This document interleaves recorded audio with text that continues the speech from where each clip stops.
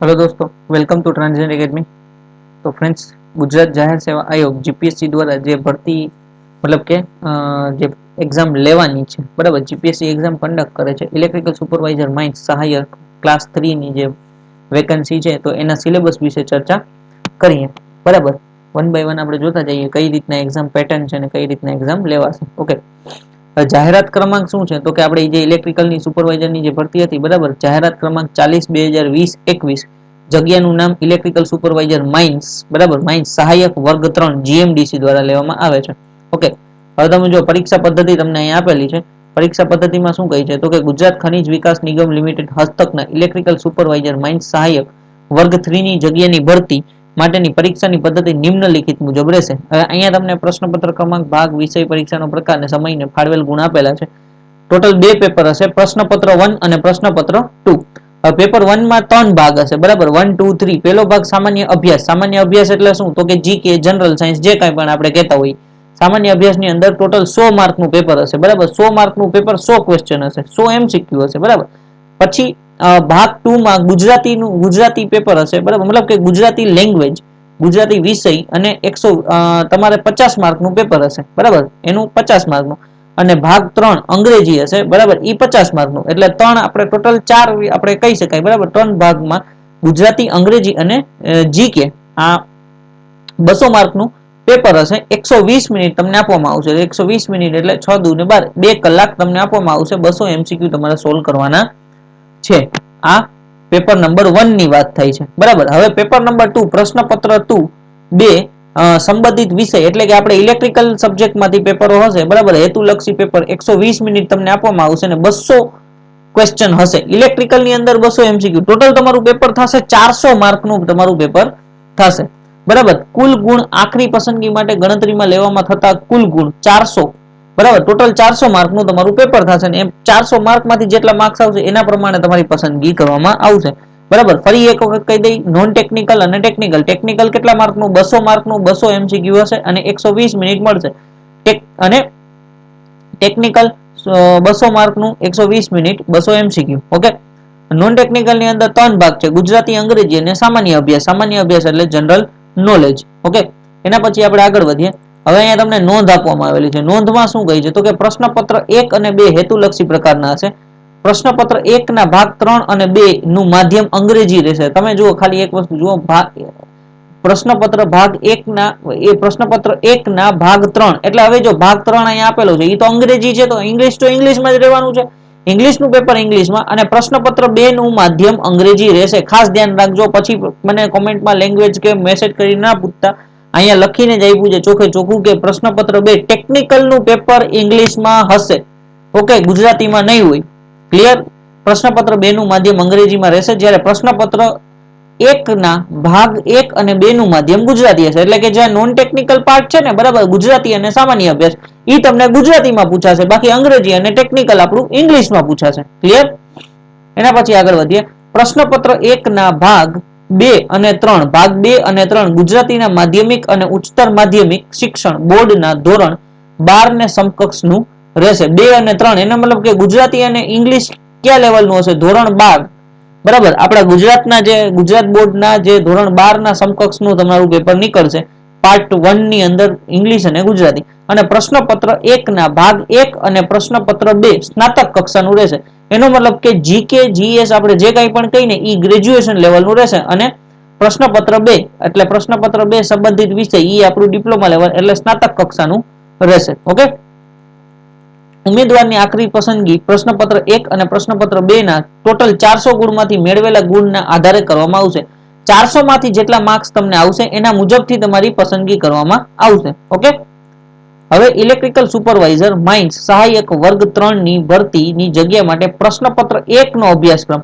Okay friends, one by one સામાન્ય રીતે વ્યવસ્થિત રીતે જોતા જજો, કારણ કે વિડીયો થોડોક લાંબો બનશે, એક કારણ કે સિલેબસ જ એવડો મોટો છે। ઓકે, હવે જો ભાગ 1 સામાન્ય અભ્યાસ, એમાં ગુણ કેટલા છે? 100 ગુણ, પ્રશ્નોની સંખ્યા 100 ક્વેશ્ચન, 100 માર્ક અને માધ્યમ શું રહેશે? ગુજરાતી।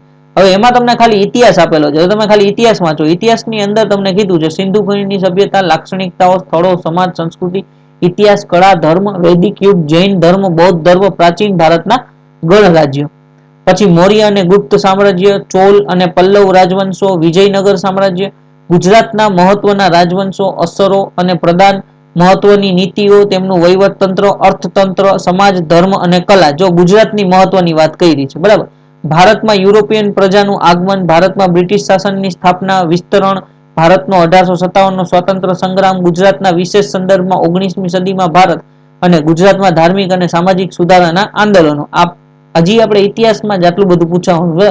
ભારતની સ્વતંત્રતા માટેની ચળવળ, ભારતના અને વિદેશના ભારતીય ક્રાંતિકારી, ગુજરાત અને રાજ્યના ગુજરાત અને ભારતના સ્વતંત્ર સેનાનીઓનો ફાળો અને ભૂમિકા.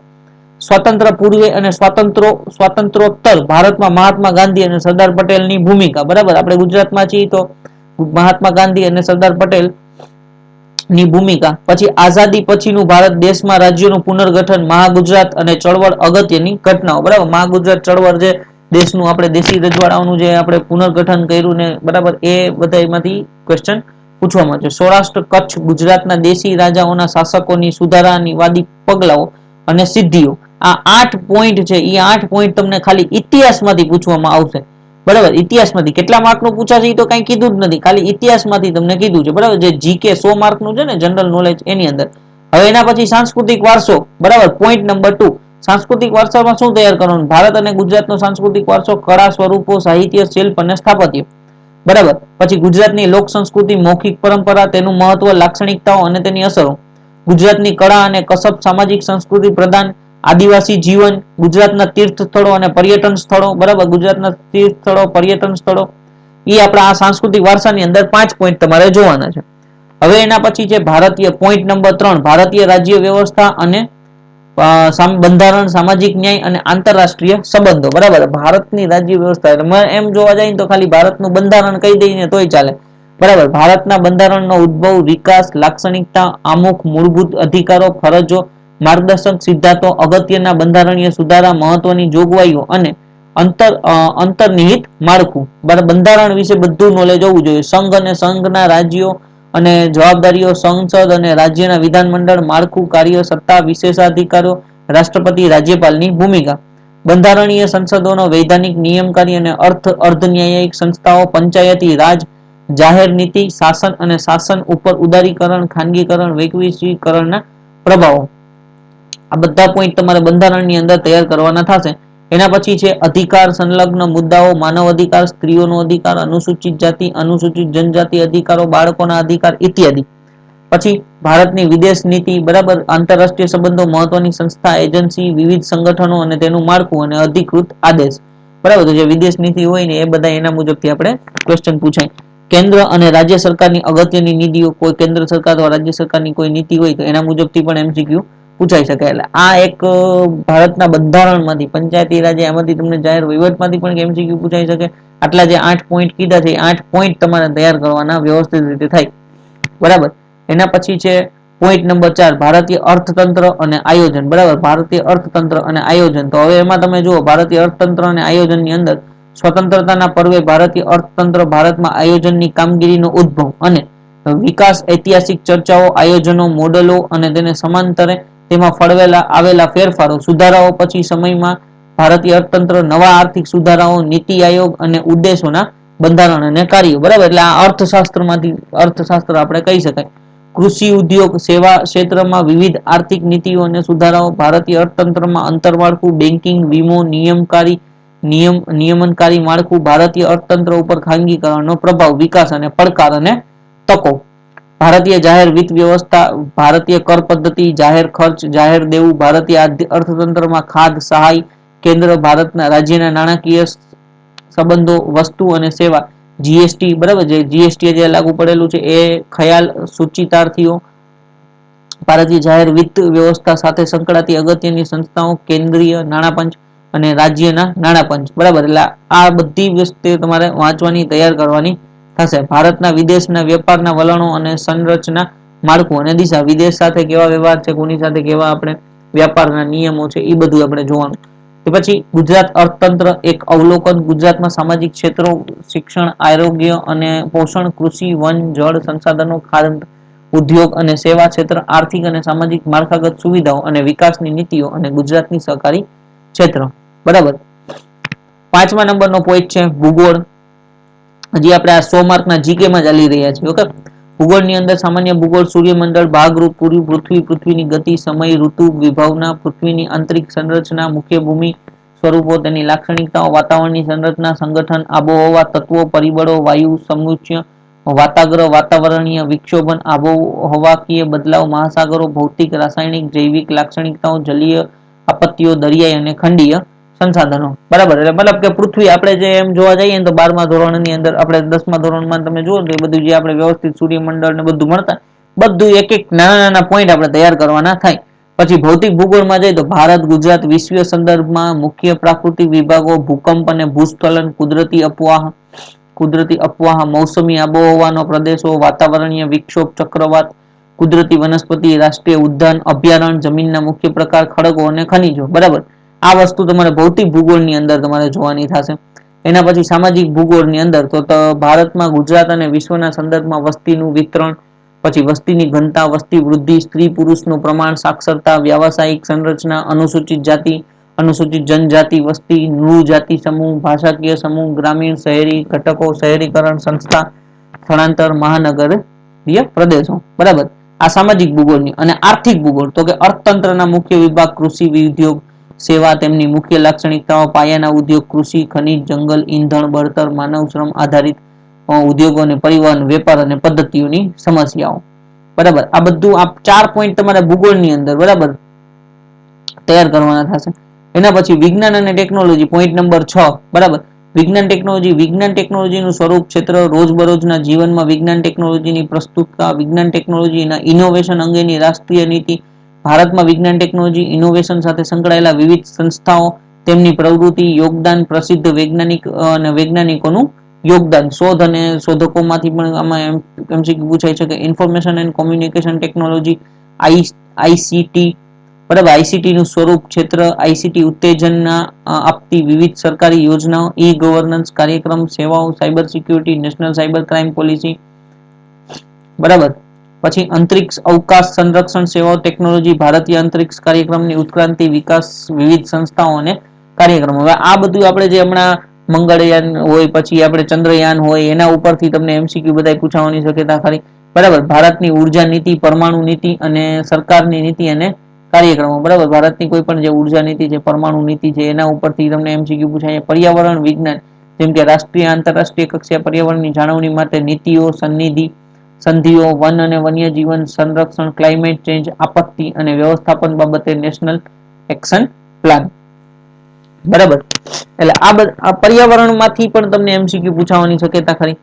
બરાબર, એના પછી સામાન્ય અને બૌદ્ધિક ક્ષમતા, તાર્કિક અને વિશ્લેષણાત્મક, મતલબ કે રીઝનિંગ આપણે કહી શકીએ. બરાબર, તાર્કિક અને વિશ્લેષણાત્મક ક્ષમતા, સંખ્યાઓની શ્રેણી, સંકેત અને તેનો ઉકેલ, આકૃતિ અને તેના પેટા વિભાગો, વેન આકૃતિઓ, ઘડિયાળ, કેલેન્ડર અને ઉંમર સંબંધિત પ્રશ્નો, સરેરાશ યા મધ્યક, મધ્યસ્થ, બહુલક, ભારિત સરેરાશ, ઘાત, ઘાતાંક, વર્ગમૂળ, ઘનમૂળ, ભૂસા, લસા, ટકા, સાદુ, ચક્રવૃદ્ધિ વ્યાજ, નફો અને નુકસાન. પછી સમય, કાર્ય, અંતર અને ઝડપ. બરાબર, ઝડપ અને અંતર, સરળ ભૌમિતિક આકૃતિ, ક્ષેત્રફળ, પરિમિતિ, જથ્થો, સપાટીનો વિસ્તાર, 6 સમાંતર બાજુ ધરાવતો ઘન, સિલિન્ડિકલ, શંકુ આકાર, ગોળાકાર, માહિતીનું અર્થઘટન, માહિતીનું વિશ્લેષણ, માહિતીની પર્યાપ્તતા, સંભાવના. બરાબર, એટલે આની તમે મેથ્સ અને રીઝનિંગ બંને આની અંદર આવી ગયું. બરાબર, મેથ્સ રીઝનિંગ સારું તૈયાર કરો ને તો તમને રોકડા માર્ક મળવાની શક્યતા ખરી. એના પછી પ્રાદેશિક, રાષ્ટ્રીય, આંતરરાષ્ટ્રીય કક્ષાની મહત્વ સાંપ્રત ઘટનાઓ, કરંટ અફેર્સ. સાંપ્રત ઘટનાઓ એટલે કરંટ અફેર્સ. આટલું તમારે નોન ટેકનિકલ પોર્શન ની અંદર ઈઆઈ જે 100 માર્ક નું જે જનરલ સાયન્સ, જનરલ સ્ટડી અથવા જીકે કહેવામાં આવે ને, એમાં તમારે તૈયાર કરવાનું છે. હવે 50 માર્ક નું ગુજરાતી આવ્યું. બરાબર, 50 માર્કના ગુજરાતીની અંદર શું કરવાનું તો કે ગદ્યાર્થ ગ્રહણ, એના પછી કહેવતો, રૂઢિપ્રયોગના અર્થો, સમાનાર્થી શબ્દો, વિરુદ્ધાર્થી શબ્દો, જોડણી, અલંકાર, સમાસ. બરાબર, શબ્દ સમૂહ માટે એક શબ્દ સમૂહ માટે સામાસિક કે પારિભાષિક શબ્દો, પછી સંધિ અને છંદ. આ 11 પોઈન્ટ તમારે કરવાના કેટલા માટે તો કે કુલ ગુણ 50 અને 50 ગુણ અને 50 પ્રશ્ન તમને. બરાબર, ઓલું આટલું બધું 100 માર્કમાં કરવાનું, એ કરતા 50 માર્કમાં આમ જોવા જાવ ગુજરાતી વ્યાકરણ સહેલું પડે. બરાબર, રૂઢિપ્રયોગના અર્થ છે, સમાનાર્થી, આ બધું તમારે વાંચીને તૈયાર કરવું પડે. એક અલંકાર, સમાસ, શબ્દ સંધિ, છંદ ને એ બધું વ્યવસ્થિત રીતે તમારે તૈયાર કરવું પડે. ઓકે, એના પછી આપણે આગળ વધીએ. ઇંગ્લિશમાં તો 50 માર્કનું ઇંગ્લિશ 50 ક્વેશ્ચન હશે, ટોટલ માર્ક 50 હશે, બરાબર. ટેન્સીસ, કોન્સોર્ટ, પાર્ટિસિપલ્સ એન્ડ ગેરુન્ડ, બરાબર, આ વસ્તુ હશે. પછી આપણે common errors and miscellaneous item, પછી યુસેજ માંથી તમને એમસીક્યુ પૂછાય છે, જેમ કે આર્ટિકલ છે, પ્રિપોઝિશન છે, એડજેક્ટિવ છે, એડવર્બ છે, કંજક્શન છે, ક્વેશ્ચન ટેગ છે, એના યુસેજ, બરાબર, ખાલી જગ્યા આપણે શું કહેવાય યુએસએ, તો એ એન ધ આર્ટિકલ્સ માંથી તમને પૂછે, પ્રિપોઝિશન માંથી પૂછી લે. એના પછી યુસેજ તો કે some, many, any, little, a little, few, a few, since, for, model, auxiliary, can, could, may, might, must, out, shall, should, will and would, આ બધાના યુસેજ માંથી તમને એમસીક્યુ પૂછાઈ જાય, બરાબર. પછી voice, active voice, passive voice, degree માંથી question પૂછાઈ જાય, વોકેબ્યુલરી તમારે તૈયાર કરવી પડે, ઇડિયમ ફ્રેઝિસ તૈયાર કરવા પડે, બરાબર. સ્પેલિંગ મિસ્ટેક માંથી તમને પૂછી લે નીચેનામાંથી કયો સ્પેલિંગ સાચો છે ખોટો છે, બરાબર. પછી homonyms, antonyms, synonyms, one word substitute, one word substitute એટલે શબ્દ સમૂહમાંથી એક શબ્દ, બરાબર. અને વર્ડ્સ કન્ફ્યુઝ, કોઈ પણ એવા વર્ડ હોય જે આપણને સિમિલર મિનિંગ વાળા વર્ડ હોય, બરાબર, પણ આપણને શું કહેવાય સ્પેલિંગમાં થોડો ઘણો ફેરફાર હોય જે આપણને કન્ફ્યુઝ કરતા હોય, એવી રીતના. કોમ્પ્રિહેન્શન, બરાબર. તો આટલા પોઈન્ટ તમારે ટેકનિક આપણે ઇંગ્લિશની અંદર 50 માર્કના ઇંગ્લિશ માટે આ 11 પોઈન્ટ વ્યવસ્થિત રીતે તૈયાર કરવા પડે, બરાબર. ગુજરાતી ને ઇંગ્લિશ વ્યાકરણ તમારે વ્યવસ્થિત રીતે તૈયાર કરવું પડે, એટલે તમારું 200 માર્કનું નોન ટેકનિકલ પોર્શન કવર થાય છે. ક્લિયર? હવે આપણે આગળ વધીએ. પોસ્ટ ઇલેક્ટ્રિકલ સુપરવાઇઝર માઇન્સ, સહાયક ક્લાસ 3, બરાબર. સિલેબસ પેપર 2, જો યાદ રાખજો, syllabus paper 2, examination for the post of electrical supervisor mines, સહાયક class 3 in Gujarat mineral development corporation limited, Gujarat mineral development corporation, 200 mark, બરાબર. 200 ક્વેશ્ચન, મીડિયમ જો અહીંયા જ લખેલું છે ઇંગ્લિશ મીડિયમમાં પેપર હશે, ટોટલ ટાઈમ 2 કલાકનો મળશે, બરાબર. ટેકનિકલ પેપર ઇંગ્લિશ મીડિયમમાં હશે, યાદ રાખજો. સૌથી પહેલા શું પૂછાશે તો કે ઇલેક્ટ્રિક મોટર્સ છે, બરાબર. તો ઇલેક્ટ્રિક મોટર્સ ની અંદર આપણે ડીસી મોટર કહી શકીએ, ઇન્ડક્શન મોટર છે, સિંક્રોનસ મોટર છે, બરાબર, સિંગલ ફેઝ ઇન્ડક્શન મોટર છે, તો એ બધી મોટર્સ પૂછાય. Types of transformer and uses, બરાબર. ટ્રાન્સફોર્મર માંથી તમને એમસીક્યુ પૂછાય, જો અહીંયા કીધું છે ભલે ટાઇપ્સ ઓફ ટ્રાન્સફોર્મર, પણ ટ્રાન્સફોર્મર માંથી ગમે ત્યાંથી એમસીક્યુ તમને પૂછી લે, બરાબર. ખાસ યાદ રાખજો, ખાલી આપણે ટાઇપ્સ ઓફ ટ્રાન્સફોર્મર ને યુઝિસ પાકા નથી કરવાના, બરાબર. એના પછી circuit breaker and protection of system, circuit breaker છે અને પ્રોટેક્શન સિસ્ટમ છે. Types of pump and the types of starter, pump અને એના સ્ટાર્ટરની ટાઇપ્સ ઓફ કેટલા પ્રકારના સ્ટાર્ટર છે, બરાબર. Generation, installation and rules, generation, installation and rules, બરાબર. આપણે એના જનરેશન અને તેના ઇન્સ્ટોલેશન અને એના રૂલ્સ જે હોય એના ઉપરથી એમસીક્યુ પૂછવાની શક્યતા ખરી. Overhead lines and related CEA rules, overhead lines and related CEA rules, બરાબર. ઓવરહેડ લાઇન માંથી એટલે ટ્રાન્સમિશન ડિસ્ટ્રીબ્યુશન આપણે કહી શકાય, બરાબર. Types of earthing, safety, equipment related to electrical work, type of earthing અને સેફ્ટી અને equipment related to electrical work. પછી પરમિટ ટુ વર્ક સિસ્ટમ એમ ઇમ્પોર્ટન્સ, બરાબર. જે પરમિટ ટુ વર્ક, પરમિટ દ્વારા તમે જો કોઈ સારી એવી તમે કંપનીમાં જોબ કરેલી હોય અથવા તમે એક્સપિરિયન્સ લીધો હોય તો તમને ખ્યાલ હોય કે કોઈ પરમિટ દ્વારા બધું વર્ક ચાલુ થતું હોય તો કેવી રીતના પરમિટ લેવા દેવામાં આવે છે, પરમિટ ટુ વર્ક, અને એનું ઇમ્પોર્ટન્સ શું હોય છે, કેટલી સેફ્ટી જાળવવામાં આવતી હોય છે, બધા મુજબ અહીંયા તમને આમાંથી એમસીક્યુ પૂછવાની શક્યતા ખરી. Cables and jointings of the same, બરાબર. 9મો પોઈન્ટ છે cables and jointing of the same. Cable માંથી એમસીક્યુ પૂછાઈ જાય, એના જોઇન્ટ્સ કેવી રીતના કરવામાં આવે છે, એને લેઇંગ કેમ કરવામાં આવે છે, એમાંથી તમને એમસીક્યુ પૂછે. Types of lightning and standards of same, બરાબર. Types of lightning and standards of same. પછી મેઝરિંગ એન્ડ ટેસ્ટિંગ ઇક્વિપમેન્ટ, બરાબર. મેઝરમેન્ટ માંથી એમસીક્યુ પૂછવાની શક્યતા ખરી. Power factor and tariff of energy, બરાબર. પાવર ફેક્ટર એક અલગ જ પોઈન્ટ, પાવર ફેક્ટરના ફાયદા ગેરફાયદા, પાવર ફેક્ટર શું છે, પાવર ફેક્ટર ઓછું હોય તો શું થાય, વધારે હોય તો શું થાય, અને એનું ટેરિફ અને એનર્જી, બરાબર. ટેરિફ ની અંદર ઘણા બધા પ્રકારના ટેરિફ છે, કયા પ્રકારના ટેરિફ હોય છે, okay. Energy conversation and energy saving equipment and its standard, બરાબર. Energy conservation and energy saving equipment and its standard, energy નો બચત કેમ કરવી, બરાબર. એના જે અલગ અલગ રૂલ્સ આવતા હોય છે એનર્જી કન્ઝર્વેશન ના, એ બધા તમને આની અંદર નોલેજ હોવું જોઈએ. એના પછી છે neutral grounding and use of the NGR, બરાબર. And uses of NGR, neutral grounding વિશે તમને નોલેજ હોવું જોઈએ, બરાબર. એના પછી types of wiring and protection, બરાબર. કયા પ્રકારનું વાયરિંગ છે, કયા પ્રકારના પ્રોટેક્શન લેવામાં આવે છે. ઇલેક્ટ્રિસિટી એક્ટ 2003, ઇલેક્ટ્રિસિટી એક્ટ 2003 માંથી તમને એમસીક્યુ પૂછવાની શક્યતા ખરી, બરાબર. એના પછી ઇલેક્ટ્રિકલ સેફ્ટી, કયા પ્રકારની આપણે ઇલેક્ટ્રિકલમાં હોય વર્ક કરતા હોય તો કયા પ્રકારની સેફ્ટી લેવી પડે, એ બધું છે. એના પછી માઇન્સ ઇલેક્ટ્રિકલ સેફટી, જો ઇલેક્ટ્રિકલ સેફટી પછી માઇન્સ કોઈ પણ ખાણ ખોદકામમાં તમે વર્ક કરતા હોય તો ત્યાં તમારે કયા પ્રકારની સેફટી રાખવાની જરૂર પડે એ તમારે ત્યાં જોવું પડે. એના પછી current trends and recent advancement in the relative field, કોઈ પણ બીજા આ ઉપરાંત current trends and the recent advancement of the in the relative field, એનો મતલબ કે તમને કોઈ પણ બીજું મતલબ કે ઇલેક્ટ્રિકલ ની અંદર જ જે કઈ ટ્રેન્ડમાં નવું આવતું હોય ને અત્યારે હાલતું હોય તો એના ઉપરથી પણ એમસીક્યુ પૂછવાની શક્યતા ખરી. બરાબર, તો આટલું તમારે 200 માર્કની અંદર ટેકનિકલ 200 માર્ક 200 એમસીક્યુમાં તમને 19 પોઈન્ટ માંથી તમને એમસીક્યુ પૂછાવાના શક્યતા ખરી. બરાબર, અને વ્યવસ્થિત રીતે તમારે એક એક પોઈન્ટને તૈયાર કરવું પડે, કારણ કે ક્યાંથી કયો એમસીક્યુ આવી જાય ને કાંઈ આપણે કહી ના શકીએ, કારણ કે 200 માર્કનું પેપર છે એટલે નંબર ઓફ એમસીક્યુ વધારે છે અને સામે ટોપિક્સ પણ એવા બધા છે, એટલા બધા એ લોકો એ ટોપિક્સ આપી દે છે જનરલી ડિપ્લોમાનો સ્ટુડન્ટ હોય ને એ કવર કરતોય ના હોય. બરાબર, કારણ કે આઈ રૂલ્સ છે, ટાઇપ્સ ઓફ વાયરિંગ પ્રોટેક્શન છે, ન્યુટ્રલ ગ્રાઉન્ડિંગ છે, એનર્જી કન્વર્ઝેશન કન્ઝર્વેશન ટેકનિક્સ છે, એ બધું આપણે ઘણી બધી વસ્તુ આપણે ઇગ્નોર કરતા હોય છે. બરાબર, એમને ડિપ્લોમામાં વ્યવસ્થિત રીતે કઈ વાંચ્યું ના હોય આપણે એમનો નોર્મલ હોય તો પાસ કરી નાખ્યું. ક્લિયર, તો આ રીતના આખું તમારું સિલેબસ છે ટેકનિકલ અને નોન ટેકનિકલ નું. બરાબર, પાછું એક ફરે કહી દઉં, ટેકનિકલ ની અંદર 200 માર્ક 200 એમસીક્યુ ઇંગ્લિશમાં પેપર હશે, નોન ટેકનિકલ ની અંદર 200 માર્ક 200 એમસીક્યુ જેમાં જીએસ જનરલ સ્ટડી અથવા જનરલ નોલેજ અને ગુજરાતીનું પેપર ગુજરાતીમાં છે, ઇંગ્લિશનું પેપર તો ઇંગ્લિશમાં રહેશે, ઇંગ્લિશ 50 માર્ક, ગુજરાતી 50 માર્ક ને 100 માર્કનું જીએસ. બરાબર, વ્યવસ્થિત રીતે તમે પેપર જુઓ. બરાબર, અને આના પછી આપણે તૈયારી કેમ કરવી એનો પણ એક વિડીયો બનાવીશ, કઈ રીતના કઈ કઈ બુક્સ વાંચવી, કેવી રીતના કેવું કરવું, આ એક સિલેબસ વિશે તમને માહિતી આપી. બરાબર, કેવી રીતના પેપર પેટર્ન છે, સિલેબસ છે.